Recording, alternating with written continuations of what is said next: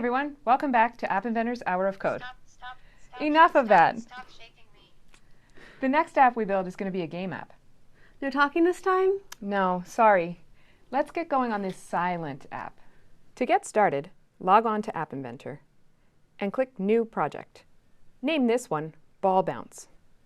This app is going to have a ball moving around the screen. The ball will be what we call a sprite. In App Inventor, ball and image sprites can only live on a canvas.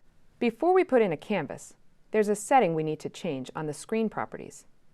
It's small but very important for an app with a canvas. Go to the screen properties, scroll down to the bottom part of the properties list, and uncheck Scrollable. This makes it so that the screen will be a fixed size and will not allow the user to scroll up and down. OK, now drag out a canvas from the Drawing and Animation drawer. Notice that it looks very small. Go to the Properties pane of the canvas and change the settings for both width and height to Fill Parent. That opens up our canvas quite a bit. Now drag out a ball sprite and drop it onto the canvas. It's kind of small.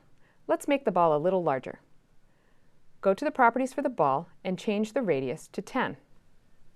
OK, for now that's all we need. Time for the blocks. Click on Ball 1 to view its blocks. Pull out the ball1.flung. Yes, we named it flung. It may be a silly word, but it is grammatically correct. Now, think about what we would like the ball to do after it is flung. We'd like it to move in the direction of the fling with a speed that matches the strength or quickness of the fling gesture. The way to do that is to get the parameters of the fling gesture and to plug them into the ball's heading and speed. First, pull out the setter blocks for the ball's heading and for the ball's speed.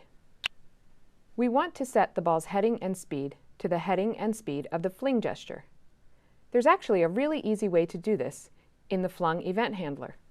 Pull out the getHeading and plug that into setBall1.heading. Pull out the getSpeed and plug that into the setBall1.speed. So now we have the event in place that will handle when the ball is flung by the user. This means that the user uses their finger to flick the ball. That's a flick like a pull cue, not like an Angry Bird launch.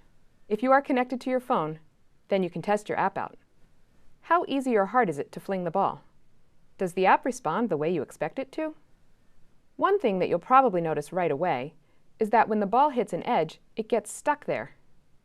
We have to tell the ball to bounce off the edges. Back to the blocks. Go to the ball blocks and choose the WhenBall1.EdgeReached block. Go back into the ball blocks and drag out the CallBall1.Bounce block. Notice that this bounce block takes an edge as an argument. Where can we get that edge value, do you think? Well, how convenient.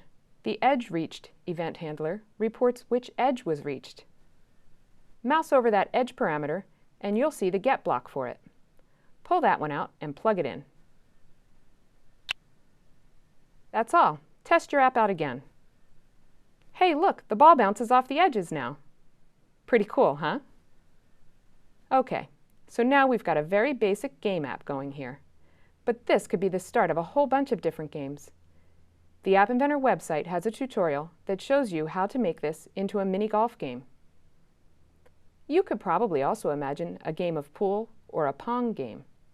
This is just the beginning. Challenge yourself and make this even more engaging and fun.